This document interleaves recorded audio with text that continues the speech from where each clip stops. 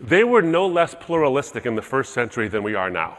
And yet Paul writes in Romans, he doesn't write, let's circle the wagons, make sure that no one can penetrate the defenses, let's keep the kids as safe as possible and not send them out into the world to change the world. No, this is what he says.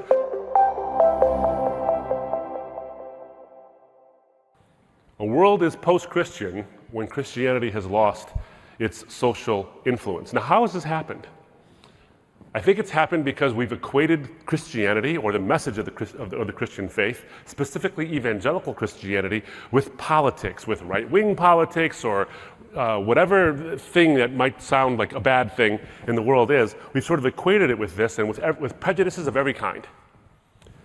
That's what's happened, and it's been building for quite some time now. A lot of it's unfair. Some of it is deserved. Some of it is not fair in terms of the way Christians maybe have acted in terms of Christendom, as opposed to the Christian message. So this is what's happened now, is there's an equation of the Christian message with things either highly political, highly social, or in some ways highly prejudicial. And it becomes increasingly hard when this surge comes forward to say, but wait a minute, hold on. That's not the message. But they've been seeing that message, at least hearing it in some form, whether it's fair or not, for quite some time.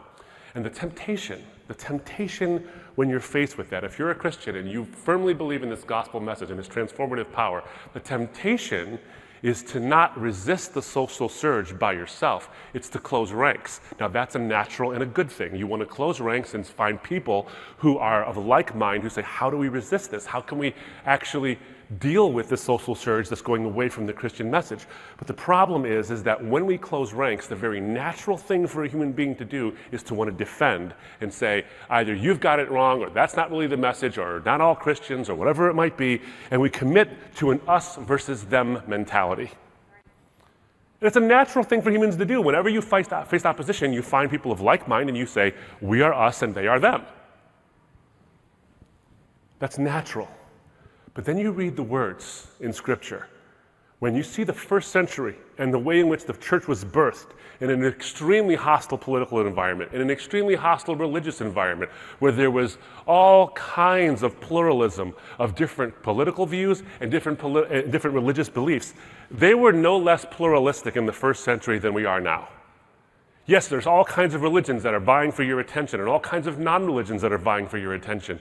But when you look at the Roman Empire, what they did, one of the things that they did okay was they let people believe what they wanted to believe as long as it didn't interfere with state business.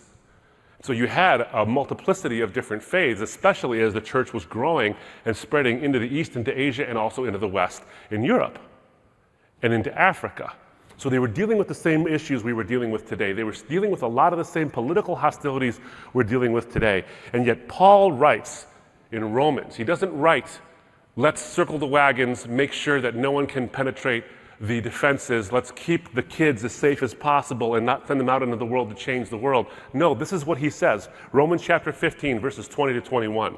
He says, and thus I make it my ambition to preach the gospel, not where Christ has already been named, lest I build on someone else's foundation, but as it is written, those who have never been told of him will see, and those who have never heard will understand.